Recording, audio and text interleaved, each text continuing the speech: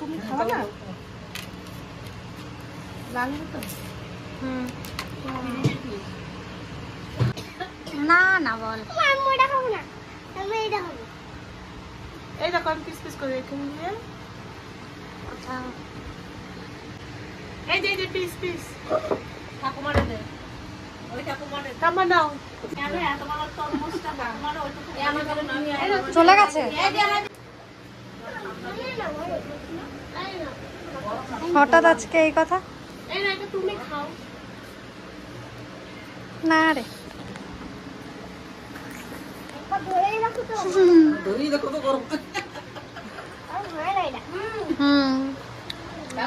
ছেলে কথা জল ও সরি সরি সরি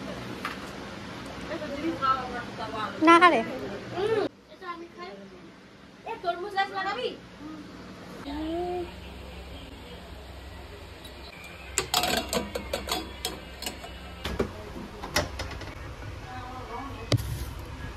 নিয়ে চলে এসেছি। এখন কিছু ফল কেটে দেবো ছেলেকে, আর এই ঝিঙেটা আজকে রান্না করবো।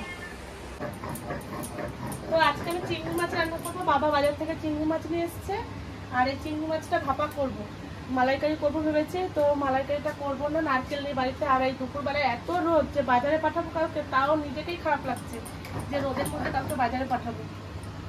তো এখানে আমি সর্ষে, পোস্ত, কাঁচা লঙ্কা বেটে নিয়েছি। আর এই যে হচ্ছে মাছ, সর্ষে, পোস্ত, কাঁচা লঙ্কা বাটা করছি। আর এইটা হচ্ছে মাছ কেটে ধুয়ে লবণ হলুদ দিয়ে মাখিয়ে রেখেছি। তারপর দেখতে থাকুন মাছের রেসিপিটা। তো এটা আমি বেটে নিই। আর আমার ঠাকুমা মাছ কেটে নিয়ে এসছে, ঠাকুমা হেল্প করছে আর আমি রান্না করছি। ঠাকুমা এদিকে শাক কাটছে। তেল গরম হয়ে গেছে, এখন আমি কালো জিরে দিয়ে দেবো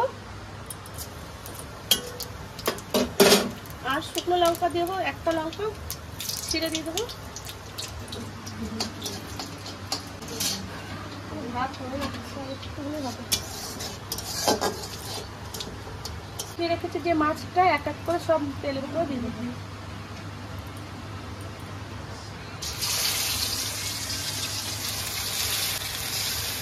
কি ভালো লাগে। আর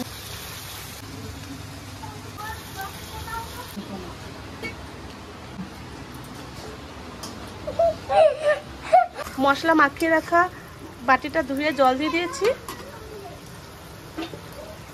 আর একটু পরিমাণে জল দিয়ে দেবো। হ্যাঁ দেখলাম। তো এখন আমি গ্যাসটা কম করে ঢেকে রাখবো, আরো জল বেড়ে যাবে, ওই জন্য কম করে ঢেকে দেবো। 3 থেকে 5 মিনিটের মধ্যে আমি আমার ঢাকনাটা খুলে দেখব। তো এবার আমি মাছটা দেখে নিই। গ্যাস কম করা রয়েছে না, ওই জন্য পিট পিট করে হচ্ছে। গ্যাস কম না করলেও তো মাছটা সিদ্ধ হয় না, ঝোলটা শুকিয়ে যাবে, ওই জন্যই গ্যাসটা কম করে দেওয়া হয়। ওই দেখ তোর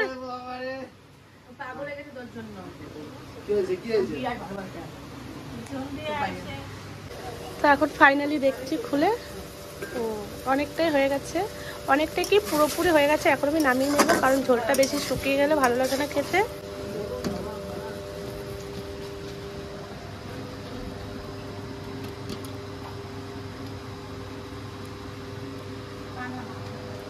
তো ফাইনালি চিংড়ি মাছ ভাপা আমার হয়ে গেল। 5 মিনিটের রান্না, মাছটা কাটা থাকলে ঝটপট এই রান্নাগুলো হয়ে যায়। তো দুটো কাঁচা লঙ্কা দিয়ে দেবো, একটু কাঁচা সর্ষের তেল দিয়ে দেবো। তো দুর্দান্ত লাগছে দেখতে, আর খেতে তো আরোই লাগবে। তো কেমন লাগলো এই রান্নাটা অতি অবশ্যই জানাবেন। এখানে আমি ঝিঙের তরকারি রান্না করছি, আর ওই কড়াইতে আমি বসিয়ে দেবো এখন লাউ শাক। তো আমার ঠাম্মা কি সুন্দর লাউ শাকগুলো কেটে ধুয়ে পরিষ্কার করে রেখেছে, এই শাকটা আমি এখন রান্না করে নেবো। তো আমি সবার প্রথমে এই কড়াইতে আমি দিয়ে দেবো সর্ষের তেল,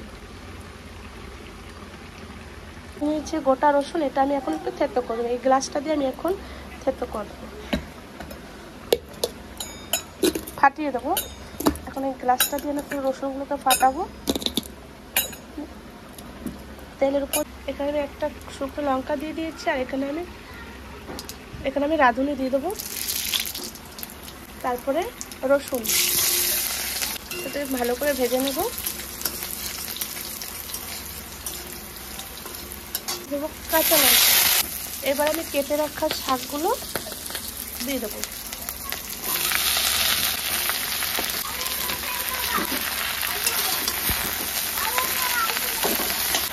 এখন এখানে আমি লবণ দিয়ে দেবো। লবণ দিলে তাড়াতাড়ি গলে যাবে।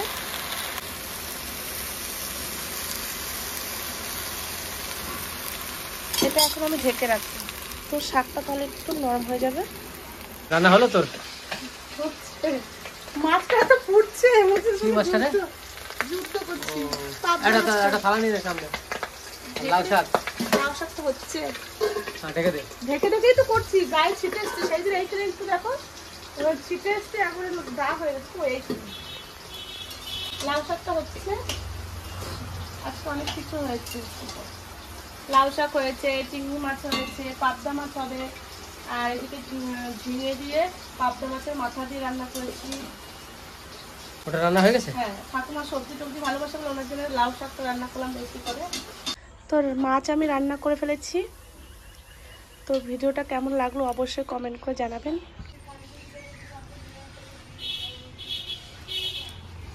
ঠাকুমা এসছে, ঠাকুমা স্নান টান করে একবারে মাথায় শ্যাম্পু করে চলে এসছে।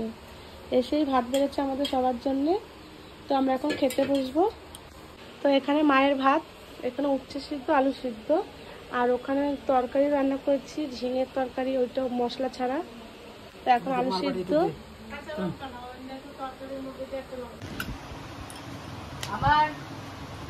তো মায়ের তরকারি ব্যাস আর কেউ না। দাদু সময় এখনো খাওয়া হয়নি, তাহলে কখন রাত পর্যন্ত খাওয়াবে নাকি? রাত পর্যন্ত খাবো আমি।